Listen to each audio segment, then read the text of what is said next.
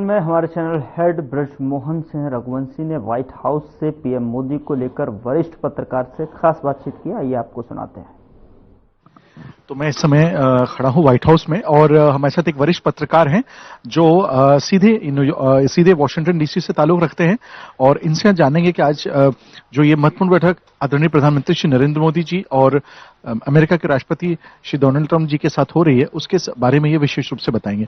Please could you just tell your name and introduce yourself, and then I would be asking some questions regarding today's meeting.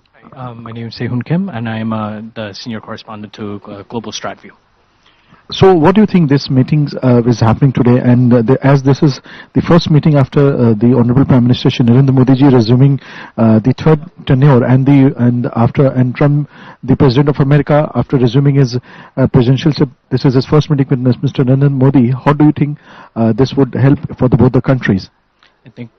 Firstly, security and bilateral relations are definitely going to be on the table. Security in terms of the regional security, there's going to be a revaluation of how we look at the aspect of the U.S.-India relations in the region of India. So what that would mean is that there will be a question of how many more military exercises or deals, trade deals that will go on in the future. But also at the same time, where do we actually realign ourselves in terms of how we view the Indian subcontinent?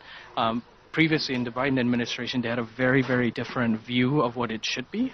There was rumors about the U.S. military base supposedly planned to stay there, but under Prime Minister Sheikh Hasina, that was completely impossible. And so there's a lot of conversation that's coming out because of that. And so under the Trump administration, we're looking at a whole different field where the security aspect will be in question. I'm really excited to see what comes out of that. So that's one. But number two, in terms of general bilateral relations, I feel that there's going to be an increased cultural exchange, as well as a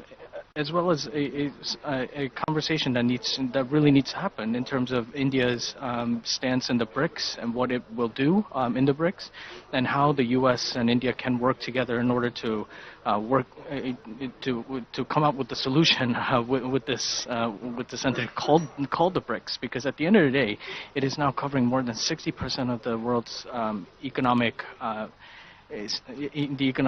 existence, and so there's a whole worry about the de-dollarization effort, which is something that I believe both India and the United States, and to a certain extent other members of the BRICS, would want to avoid. And so I believe that those are some of the biggest topics that will be discussed, and everything that comes after that, it's up for assumption. As you talked about BRICS, I suppose, and as you see, Russia, it's been very close to India, as well as for the other parts of the world, it's taken little distance away.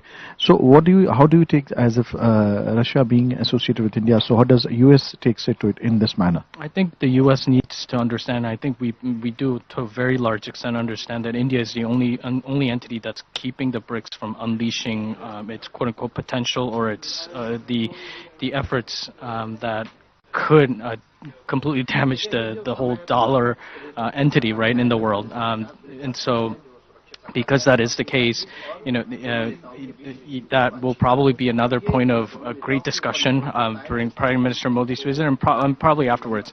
But also at the same time, you have to look at where Russia really stands on this. I mean, yes, Russia is a partner of China, and they've been working together for a very long time. But remember, at the same token, they consider India as a middle ground where they can actually it considers India a trustable friend that could actually send a message over to the United States and to the Western world and give them assurances that probably can't be given in other situations. And so, in terms of the BRICS, Russia and India effort, I think the Chinese definitely want de-dollarization, but